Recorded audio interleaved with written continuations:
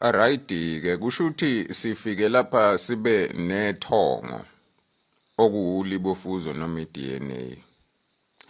Ebese sizoba nesithunywa okuyi-intuition. Ebese sizoba nedlozi okuyi-natural spirit which is found ngaphandle komzimba womuntu. Umuntu uzalwa nethongo nesithunywa.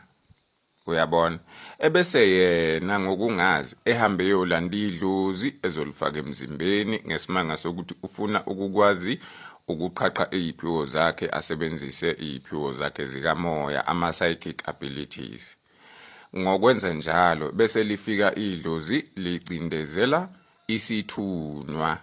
Isithunywa umoya oqhamuka kuNkulunkulu noma i-connection eqhamuka kuNkulunkulu. Kodwa mase ngena idlozi emzimbeni wakhe iyathula leyo connection, kusho ukuthi wena usuke ususebenza njengomoya we-nature kuphela, uNkulunkulu engasekho lapho.